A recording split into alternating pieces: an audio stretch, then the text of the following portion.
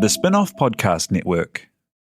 Are you making the most of your KiwiSaver investment? Generate is an award-winning KiwiSaver provider with a track record of strong long-term performance. Making a smart decision now could add tens of thousands of dollars by the time you reach retirement. Book a no-obligation chat with a Generate KiwiSaver advisor today at generatekiwisaver.co.nz/get-advice. A copy of the product disclosure statement is available at generatekiwisaver.co.nz. The issuer of the scheme is Generate Investment Management Limited, and of course, past performance does not guarantee future returns. I'm Toby Manhire, and this is Juggernaut, the story of the Fourth Labour Government, a podcast in 6 parts. Doesn't give my opponents much time to run up to an election, does it? This nation is at risk. What do you think you're up to now, you perverted little liar? I could smell the uranium on it as you lean towards the most radical overhaul in the history of New Zealand's administration. Juggernaut, the story of the Fourth Labour Government, made with the support of New Zealand On Air. Listen now on the Spin-off or wherever you get your podcasts. I don't know. Shall we sing the Elton John song? But they're so expensive. So this is the first ever Gone By Lunchtime on location. We're in the field. We're in the field. We're embedded. We've got boots on the ground. We're embedded. We have had a few setbacks already. We tried to go to Porneke's number one night spot, Astoria, which I believe is a fashionable disco where we would meet lots of politicians. That's right, but it closes at 4. It closes I turned up early to try and secure the most secret table for us, but the doors were closed. The doors were locked. Makes it difficult. We're at the Parliamentary Press Gallery party. Now, of course, we're not allowed to say anything that happens here. It's Chatham House rule. It's all off the record. It's all background. The only thing I can disclose is I did accidentally start a conversation with Christopher Luxon because I thought I was saying hi to my old friend Matt Ducey. Okay, so we're being mobbed by our legion of fans who are avid listeners of Gone By Lunchtime because they want to know the very deepest, freshest, most exclusive breaking stories in Parliament, so they tune into us. We'll edit that, Tina, tell her.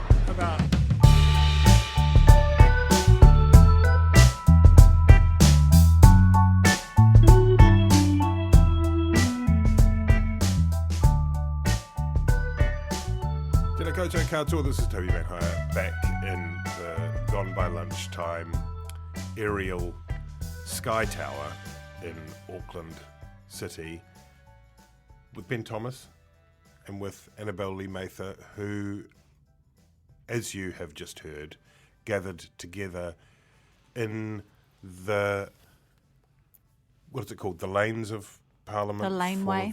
We infiltrated the Press Gallery party. We started off, we were going to meet at Astoria, but that was closed.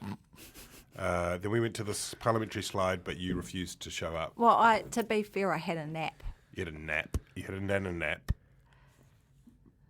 And then we infiltrated the Press Gallery party.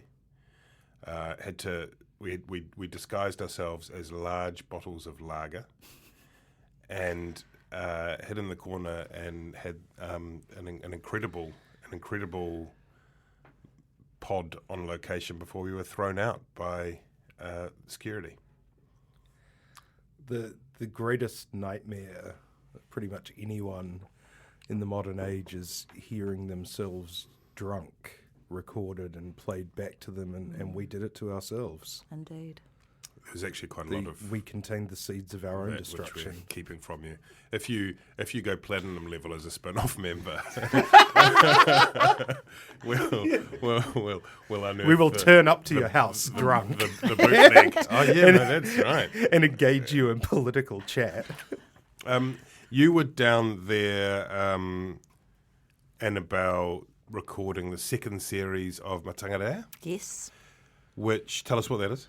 So Matangarea is an exploration of Maori political legacies. So basically we have 8 former Maori MPs and we talk to them about their life and the ups and downs of Parliament and life post-Parliament. It's very interesting. We had some great talent this year. The first series was fantastic.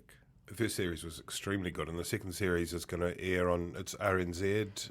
sometime in the year 2021. Yep, it'll be on RNZ as a docuseries and podcast, and a half-hour version will also play on Maori television later in the year. Ka pai. Ben Thomas, you were in Wellington doing what? Just working. Just loving Wellington. a workaday man. Working on some of your mittens. I was trying to find the cat and kill it.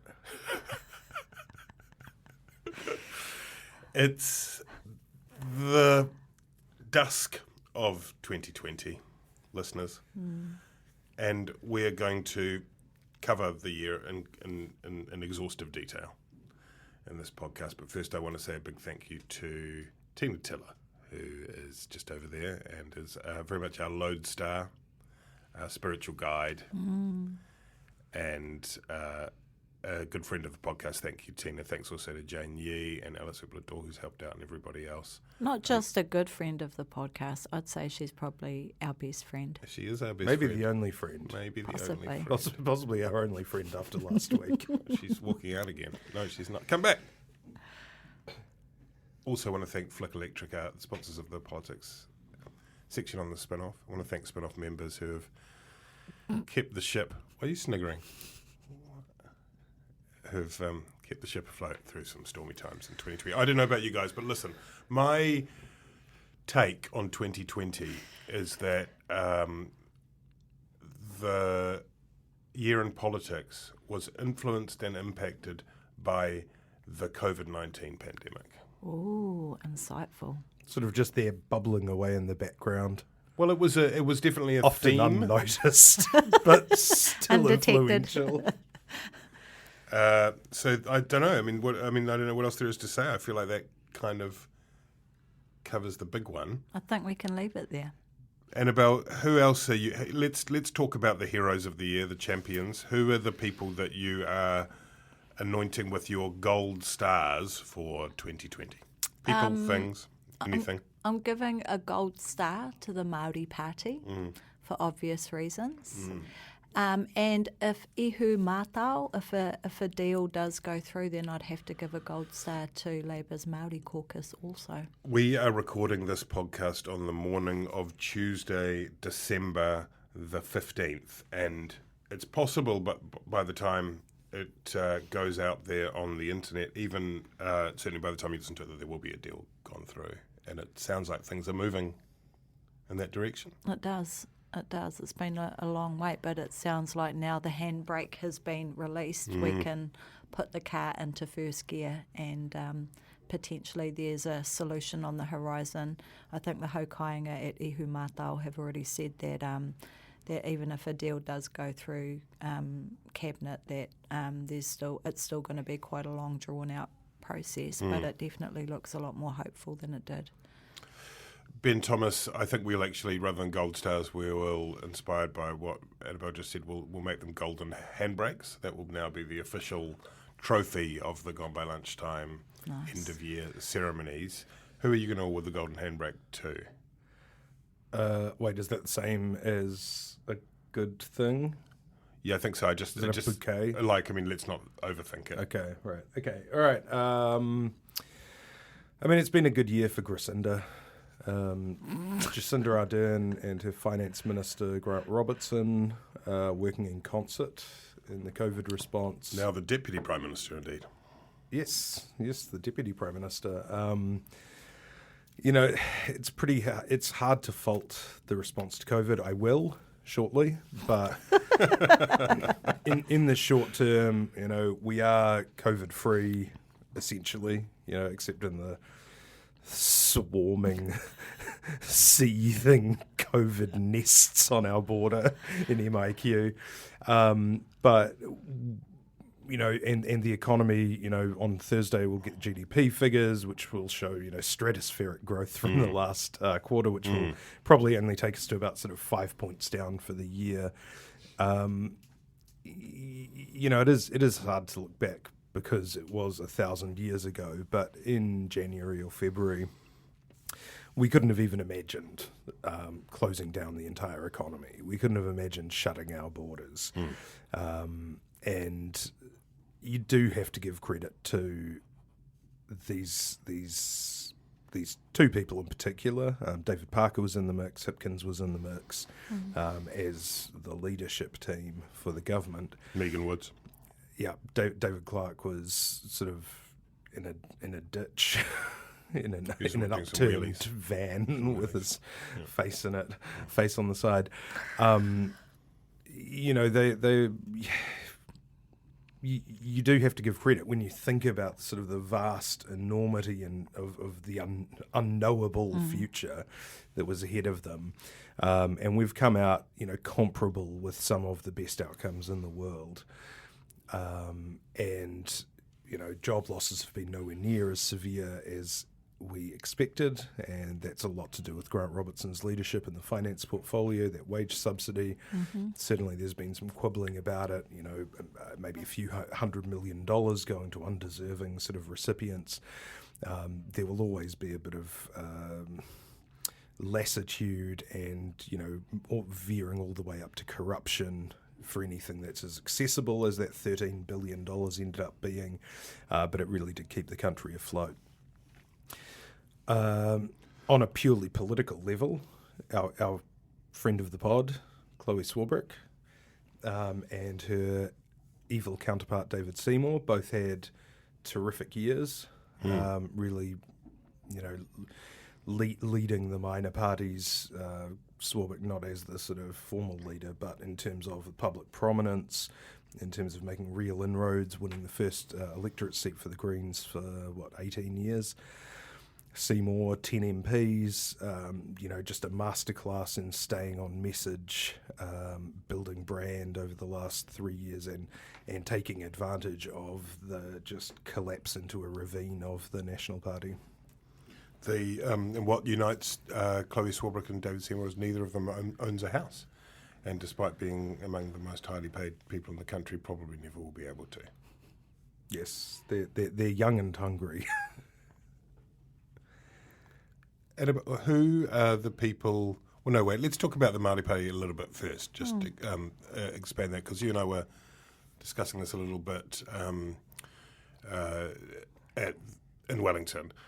The fact that the party doubled its size in the specials is obviously a big deal, but it changes, doesn't it, from having just Rawiri Waititi there to having Debbie Ngaruapaka as now a co-leader. What does it mean in terms of the difference of what they can achieve both in this term and in terms of the kind of the opportunities the party now has looking further into the future? Well, it is a remarkable achievement because they didn't campaign for party vote.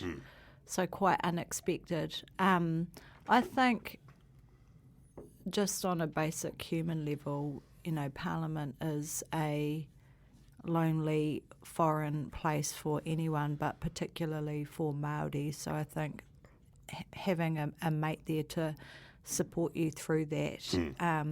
I think when they walked out of Parliament recently, when they weren't allowed to speak, I think doing that on your own would be a lot harder. But when you have a mate there and you've got a plan in place, it makes it much easier to action those sorts of things.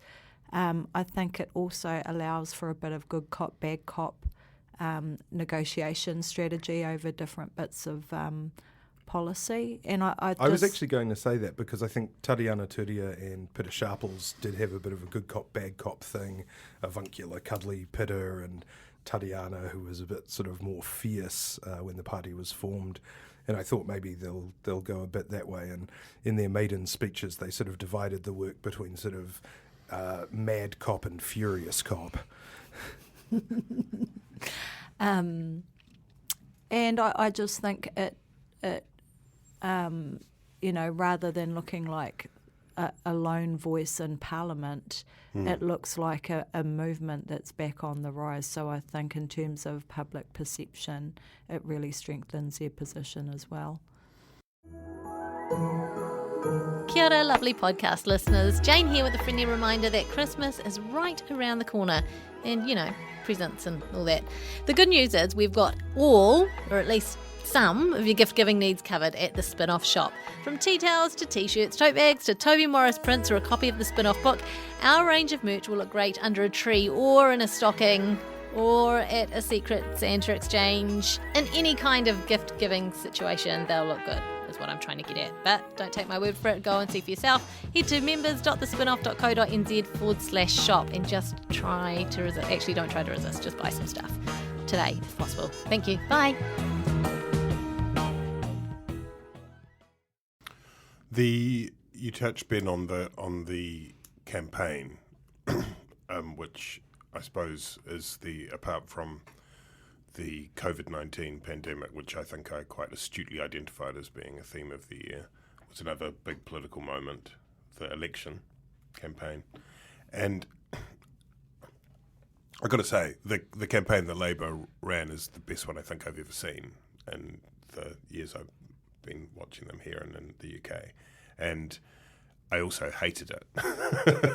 Like, it was, from a journalistic point of view, it was infuriating, but it was brilliantly done. And I guess it seems to me that they ran it there's a metaphor available in the way that COVID was approached. Like, they basically, whenever they saw any potential embers in the ground, they stamped the shit out of it, So whether or not Jacinda Ardern is going to speak about her position on the cannabis referendum, or whether or not it's saying anything beyond a sort of very, very small and symbolic tax policy, there was basically less is more. And with an incredible discipline from Megan Woods as chair, and then Hayden Munro as the person who was running the campaign, who incidentally is now just jumped over into your world, Ben, where he's joining Neil Jones as an operative. That they just managed to always keep it on the down low, which provided this just stay out of the way, look like you're in control, and then let the national opposition and its inherited haplessness become the story. Yeah, and when a leader is as beloved as Ardern probably was to a certain extent at the beginning of the year, and certainly became during the COVID pandemic, during her face being beamed into people's houses, keeping them safe at 1 p.m. every day during the lockdown, you don't need to promise a lot of new things. In fact, they pulled back very much on that in order to reduce that gap between rhetoric and delivery. It was a very small target strategy. You just don't give any opportunity for the opposition or the media to latch on to any kind of loose threads to pull on or things that could get you snagged. John Key used to do these sorts of things as well. He was very good at it. Jacinda Ardern was excellent at it this time. It is pretty dispiriting, though, because there are some huge challenges ahead.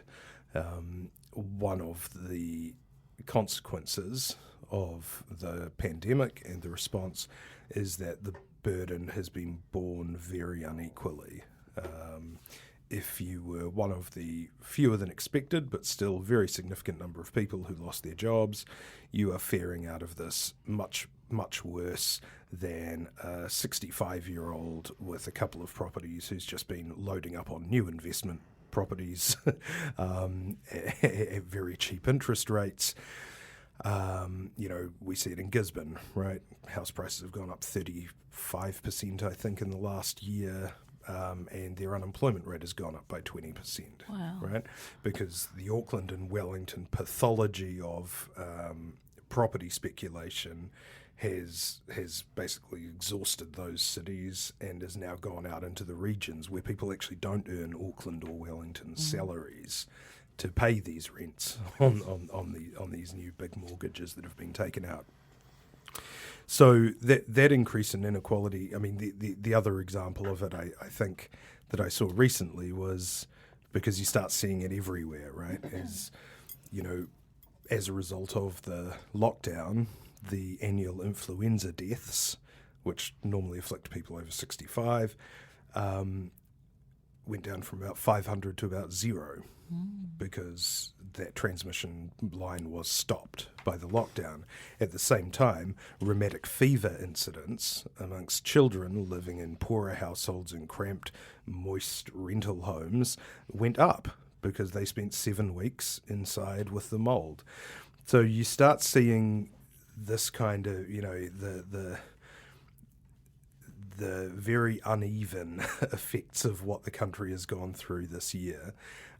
We're still yet to get any kind of concrete figures on what's happening in mental health. The anecdotal data from people on the front line is that, there's a real kind of swell in demand. A lot of those programs announced, or the spending announced in the wellbeing budget last year, the $1.9 billion has not eventuated, hasn't been deployed yet. And so there's a lot still to shake out. We're not out of the woods yet, and a lot of this will actually require the same sort of ambitious leadership that we saw during the pandemic itself, but in a BAU sort of context. Oh my God, you sound like an aspiring Greens MP, and I'm so here for it. I love it. Hey, can I just say, just going back to the Maori Party thing, the other great thing about having 2 MPs is that unlike David Seymour in an electorate like Epsom, which is small, it's easy to be, not easy, but it's a lot easier to be a good electorate MP and be in Parliament and be the sole person in Parliament. It's a lot harder to do that, to be an effective electorate MP in a Māori electorate when you're all on your own in Parliament, simply by the size of the Māori electorates. Territory. And can't have a handbrake in that car. You've got to drive a lot of road. You've got to have the pedal to the metal. But it is something that we need to think about, because to have one MP representing the whole of Te Taitonga just based on population. So wait a second. What are you suggesting? You're suggesting that I think it needs to be a mix of geography and population, and to expect one person to represent the entire South Island and Wellington is, as Whetu Tiri Kātene used to say, an example of institutional racism. Annabelle, when you look back at the election, what do you, how do you see it in your head? How would you describe it? That strange period where the election was kicked forward by 4 weeks, and how would you sum it up? It just felt like the marathon that never ended, didn't it? And a special shout out to the Parliamentary Press Gallery too, because my God, they had such a trying year, and to have the election elongated by another, was it 4 weeks, 6 weeks? 4 weeks. Was an incredible effort. It's just a shame they threw us out of their party, I guess. Like, that kind of put it, like, they did a great job all year, and then to eject us after all of that seemed sad. That's just seemed sad. Yeah.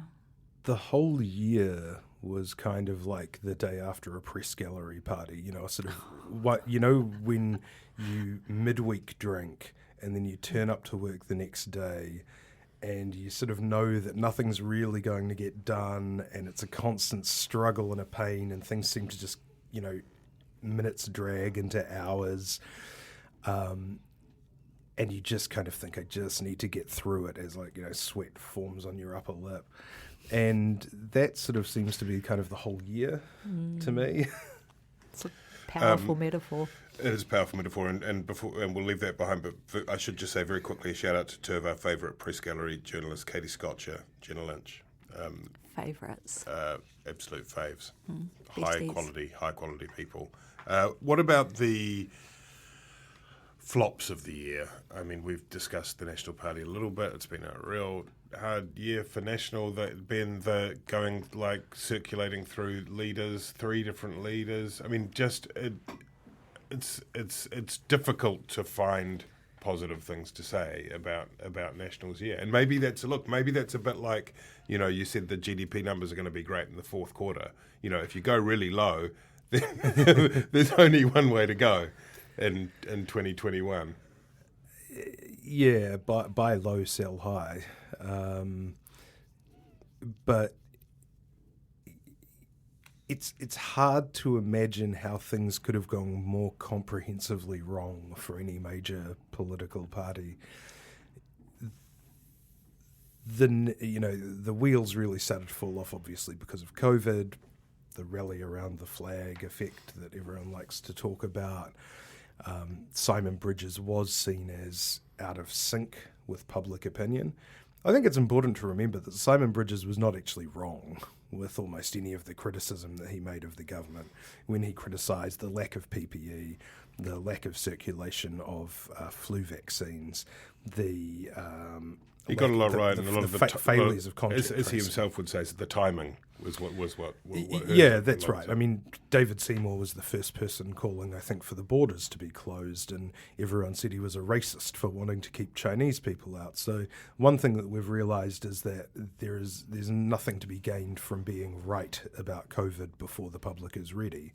I think we see that again with the travel bubble, where the government, I think, knows that it's not necessarily going to be any safer or less safe to have a travel bubble now versus 4 months in the future, but they've done such a good job of convincing the public that the outside world is sort of engulfed in the virus and that letting anything through our impermeable borders. It kind of is beyond Australia is not. No, absolutely not. But America, the UK, India. Oh, sure, yeah. I mean, a lot of that...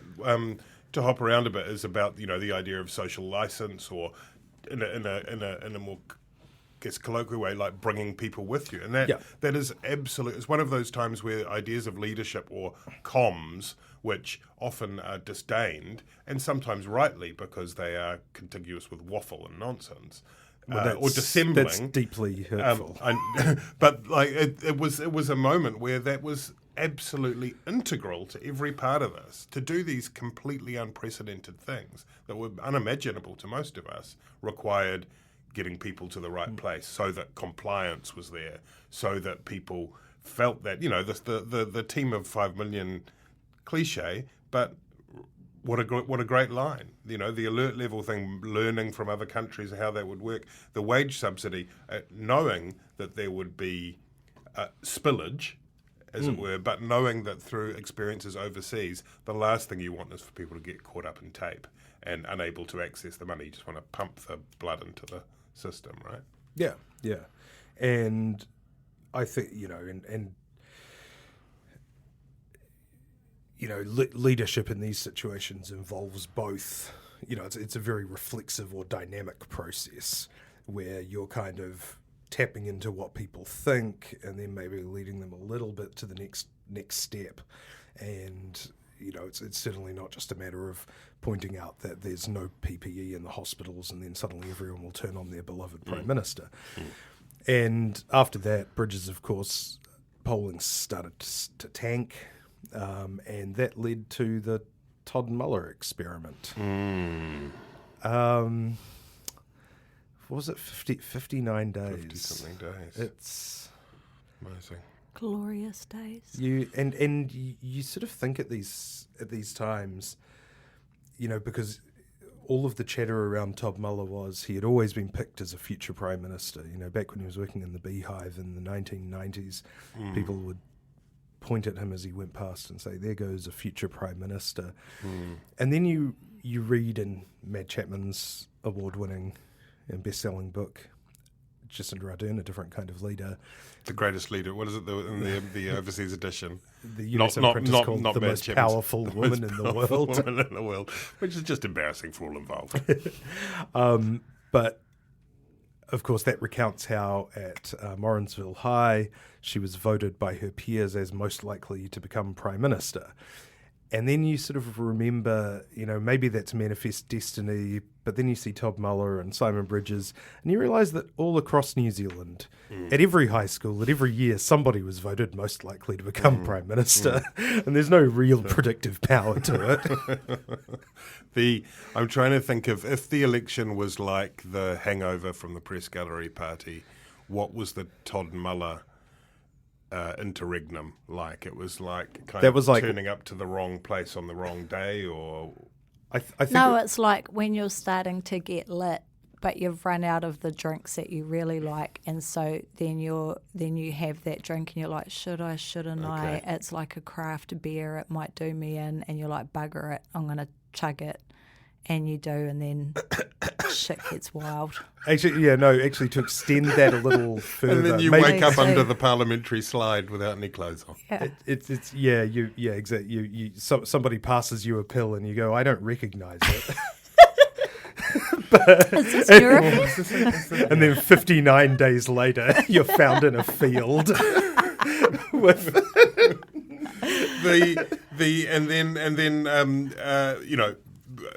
beyond the Muller experiment, Judith Collins, of course, came in, and it was her time. And I think when we talked about it, it was sort of you were kind of like, you have to give it to Judith Collins, who's won it for a long time, who is a very capable opposition politician, who has experience, who is intelligent. There's just nowhere else to go, right? Well, that's right, and you would probably say after the election, there's still really nowhere else to go, unless you, again, wanted to roll the dice on the next besuited, bald, white business background. I thought you were standing for the Greens. I met Christopher Luxon the other day. It was like looking in a mirror. How did you go with him? What did you talk about? Yeah, nice guy. A nice guy. Yeah. Seems like a nice guy. I think he's going to do well in the iwi negotiations portfolio. Iwi business development. Iwi business. Iwi business. Well, that's sometimes you have greatness thrust upon you. When I think about the national... he's on board with the Stuff business section's apology for not covering iwi and Māori business enough. Did the Stuff business section do its own apology? They did their own apology about not covering What about Māori sport? business. Did sport apologise? Well, I mean, they've got their whole Springbok tour. They'd have to go pretty deep Puzzles. for that. Did puzzles apologise? Horoscopes, yeah. There's no kupu Māori in the puzzles. Oh, exactly. They should apologise too. Where's our te reo Māori? Where's our reo finder? Yeah. You know? All I'm saying is that somebody, Labour, the Greens, are lacking severely in an iwi business spokesperson. Okay. When I think about the national campaign, I think of that day on Ponsonby Road, Annabelle, which was, I mean, it was an amazing entertainment, but it was in a way a microcosm of the campaign as a whole. People didn't know what they were doing, they didn't know what they were meant to be saying, and it was just it was, as one National MP described the year for National at the Press Gallery Party to me, a clusterfuck. Well, it kind of felt like when we tried to record our opening at the gallery party. You know, like people coming up that we'd sort of jacked up to make us sound cool and like we're welcome and they're excited to see us and sing our praises, and then the wheels fell off. Yeah. Mihi Forbes again takes the microphone. Just humiliates. It was just a few degrees off, right? Like when Hamish, just a few. Well, in the sense that it is pretty normal to have supporters around to come up and talk to your leader, but you don't place them at 1.5 metre intervals, and you don't have them sort of ostentatiously pretend to just be strangers off the street. And then when the campaign manager of the local candidate is caught on film, he doesn't. He shouldn't just say, "Oh yeah, I just bumped into it." We're in the middle of an election campaign. My candidate is hosting the leader of the party on Ponsonby Road, where we are right now. I had other stuff to do, but actually my errands brought me into the path of this. Why pretend? Why not just go? Yeah, I'm sorting it out. I'm delighted to meet Judith Collins, our great leader. Okay. And instead it was like, glitching Westworld robot sort of stuff. What about let's I mean we haven't mentioned, and we're talking about the heroes and the zeros and all that. We haven't mentioned the Greens really, apart from your imminent candidacy, and of course Chlöe Swarbrick's outstanding performance in Auckland Central. I was kind of critical of the Greens during the campaign a bit for seemed kind of a little bit polite and a little bit not. There was a space that was available to them as Labour hunkered down and went towards the centre. and then I was probably wrong. Like, they kind of held the line. Well, they had to walk a fine line, didn't they? Because Winston came out as so critical against the government, and he sort of shot himself in the foot by doing that. So that the Greens had to carefully balance defining themselves from the government while not completely distancing themselves from it. So it was kind of a tough gig, but I'm still critical that they didn't stand in all of the Māori seats. I know I keep banging on about that, but I think it's an important one. Got anything to say about the Greens, Ben Thomas? I mean, you can't argue with the numbers. They increased their vote. They won an electorate. They couldn't have hoped for anything more except to actually be relevant in the formation of the government. And for me and Toby to shut up. Yeah. Mind our own business. You know, it is a shame for them that they only have those 2 ministerial slots right now. But given the outcome of the election, that's probably still a pretty good result for them as well. You can see even at this early stage, they're much more keen to differentiate themselves from the government, not just the sort of, you know, new court jesters like Ricardo Menendez March, but also James Shaw is, you know, he's been going quite hard on housing, hasn't he? And it'd be interesting to see how much. I mean, Marama Davidson, because she has sort of her portfolio mix, whether or not she can carve out a space to be critical from the left in terms of social development. New Zealand First, you mentioned Winston Peters. He's been very, very quiet. There is, of course, an ongoing case. I mean, it's unrelated, but I just mention it for the New Zealand First Foundation. Shout out to the Bad Boys, by the way. Thanks for being with us. I know you listen. I understand there will be a Bad Boy bubble in the first quarter of next year. A Bad Boy bubble. A Bad Boy bubble for the Bad Boys of Brexit. Just the Bad Boys. And and do some social media work, consultancy. Yeah. For just anyone. For the Governor General Winston Peters. He's gone very quiet. There's been a bit of the New Zealand First MPs. We were talking to a New Zealand First MP the other day, Annabelle, and they've been talking to each other a bit. Yeah. Umming and ahhing. What? Give us your take on Winston Peters now and with the New Zealand First Party. Well, I think that person that we were talking to the other day said to us not to rule out a potential run, right? But it sounds like there's a lot of discord in the party over how the election was run and the issues they chose to focus on and the campaign lines. So obviously there's still a lot of work to be done in there. But a glorious return of Winston as Governor-General, I'm sure, would spice up the country, would it not? I mean, what would be happening at Government House with Winston? Oh, it'd be such a great party, wouldn't it? Would there be, what do they call those lights, you know, be fairy lights everywhere and kegs over the... No, I don't know. I'm only joking, Winston. Ben, not fishing only lines was on the deck. There... Oh, yeah, straight into the... Just get a massive lake put in and chuck in a whole lot of salmon. Along with the COVID being big theme of the year, another one of my thoughts is that you never rule Winston Peters out. So maybe he will. Maybe he's having a lovely sleep up north, hanging out with Bo, beautiful dog, and he'll be back. There's a lot of chatter about him being made, ambassador to the United States during his career, of course, especially as foreign minister. He was vociferously against former politicians being given plum diplomatic appointments. And so we can probably rule that out as much as him taking the baubles of office. Should he be elected in 2005? So the fact that he is philosophically opposed to that and his historical statements ruling it out suggests there's probably about a 70% likelihood that he'll be going to Washington.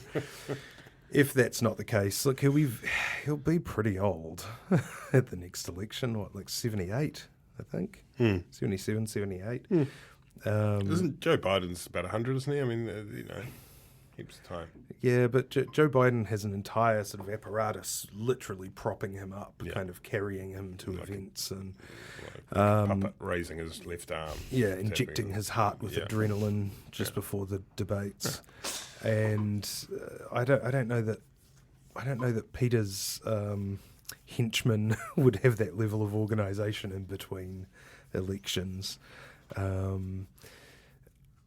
Look, there's always the bad boys. They could always test things out. They could run a blog for 3 years. Maybe they could bring back Brendan Horan to lead the party. Oh, yeah. That'd be cool. Dennis Prosser. Is that Richard Prosser. Who was the Dennis cat? There was a Dennis. I'm pretty sure there was a Dennis. There was a Dennis. Richard Prosser, he's quality. The other, just briefly, I also want to touch on the whole advance public party experiment, Jamie Lee Ross, Billy Tikahika. There was a moment there, Annabelle, where they were having big turnouts, big rallies. There was a lot of energy. There was that big unknown of how big is this movement online, on Facebook. It's massive. It's tapping into parts of New Zealand that don't appear in the normal mainstream circles. A lot of them don't appear on the electoral roll either. And right. There's the rub. There's the rub, I think. Yeah. What do you take from all that? You had on one of your debates on the Hui, which were much lauded, along with me, Forbes, cheering of them. You had Billy TK on there. We did. Is he someone who can post the Jamie Lee Ross stuff, all of that, still kind of bring together, build a movement out of all those sort of disaffected and in many ways kind of wounded people in New Zealand? He can build a movement, but not a successful political movement. I would say. I think you can make a movement look quite big on social media, and you can pull together a crowd, and it looks impressive. But in terms of getting people to the ballot box and encouraging people who are already suspicious of the state to sign up, on the electoral roll and all of that, that's another matter. And I think that, the primary concern for him isn't so much about winning seats in Parliament, but more the corrosive effect of on public health when you have large groups of people who, primarily come from the most vulnerable groups from a health perspective, turning down vaccines. Yeah, that'll be the enduring legacy of Billy TK and the Public Party, will be impediments to a successful vaccine rollout next year. One surprising feature of, I don't think you'd call them the right necessarily, but the sort of conspiracy theory, and parts of the conservative right, like the advanced New Conservatives, who did also sort of dabble in that kind of anti-lockdown COVID conspiracy space, is that they're all a bunch of splitters. They're like a 1970s university campuses, Marxist groups. They're the New Conservatives have already been through a new leader and a new deputy leader, and I think the new deputy leader quit as well. Yeah, it's Alex Bray has been covering this in some exquisite detail. Billy TK and Jamie Lee Ross were both trying to double-cross each other to get their loot out of that party, and I think including a lawyer's letter from Jamie Lee Ross saying that he owned the Jamie Lee Ross brand. I'm not quite sure what the market value of the Jamie Lee Ross brand is right now. We are going to put a time capsule into the ground at some point. It's we thought we'd bring Well, I think that doesn't. I think if it was compostable, it would sort of defeat the purpose. Wouldn't Is it responsible then it to would be just putting compost, stuff wouldn't in it? the ground? Yeah, because how would Chlöe Money feel ground. about that? We're going to bring it out of the ground. Oh, well. Okay.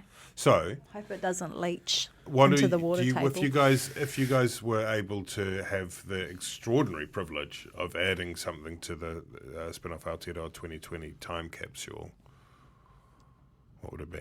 So wait, what's the purpose of the time capsule? Is it so people in the future really understand what it was like to live now? Yeah. I'd put in the virus. You put the virus in, like a vial of the virus? Yeah. Have you got any? That's a little bit mean. Because if you're carrying, that's okay. I don't feel that's in the spirit of the time capsule.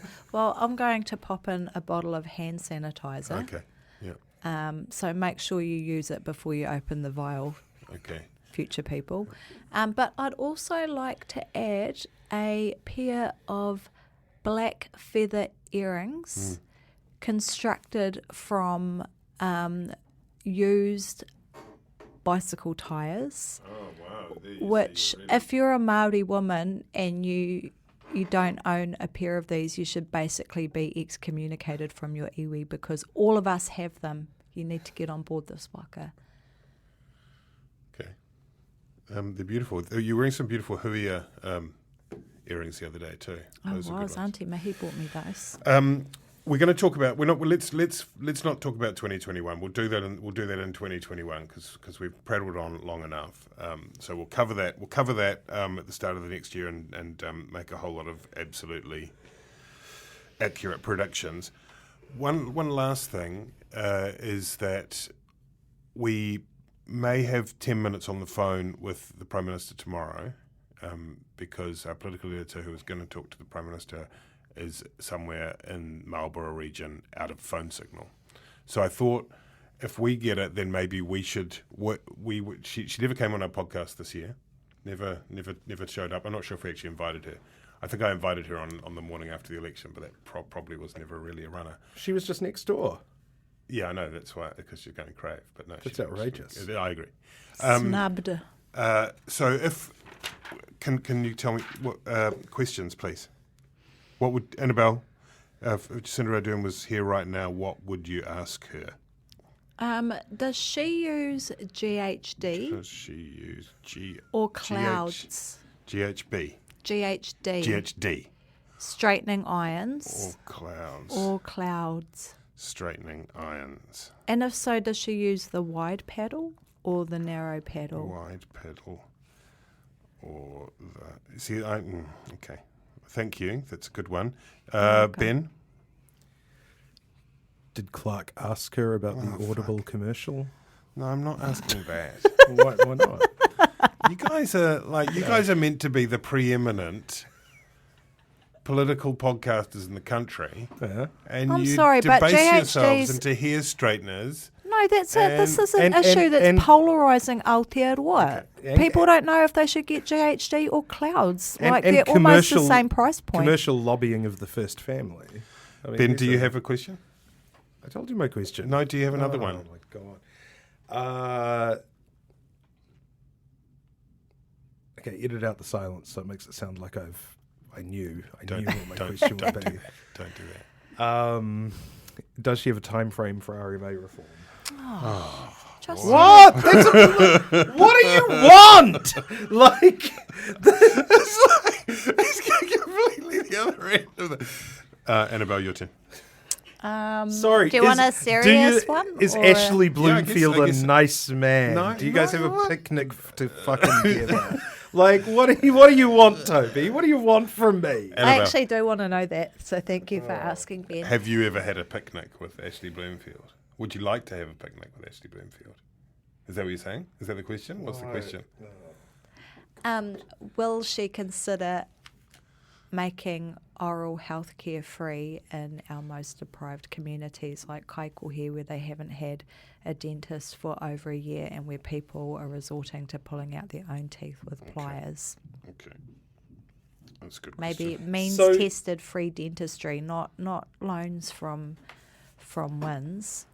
So grisly imagery of people in Kaikohe yanking out their own teeth is okay, but asking about RMA reform timetable is just Oh no, yours wasn't great. We were just stunned by the perspicacity of the question from you, Ben Thomas. Tina, have you got any questions? Tina's got another one on RMA reform. I've got another one. Will she commit to ensuring that the next CEO of Oranga Tamariki, when that happens, if and when that happens, is Maori?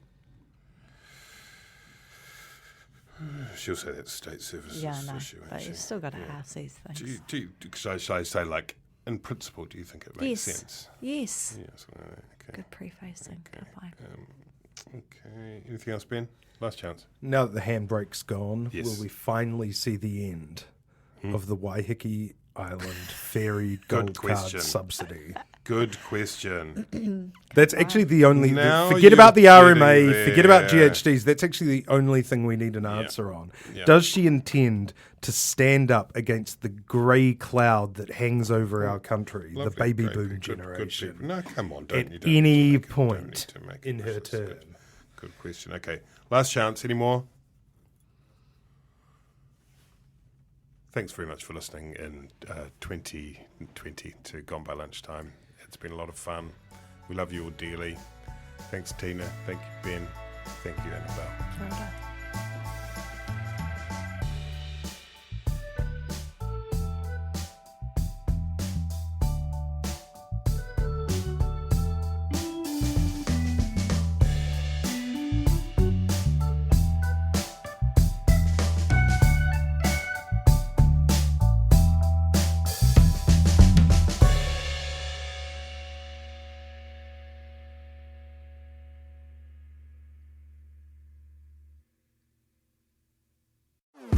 Talofa lover, I'm Madeline Chapman, editor at The Spinoff.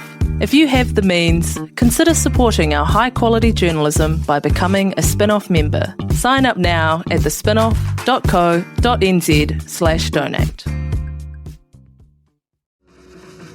Are you curious about how business can be better? I'm Simon Pound, and I host Business is Boring, a podcast where I kōrero with some of the most interesting people in entrepreneurship, commerce, and making things happen. Tune in to Business is Boring every Tuesday, brought to you by the Spinoff Podcast Network in partnership with Spark Business Lab. The Spinoff Podcast Network.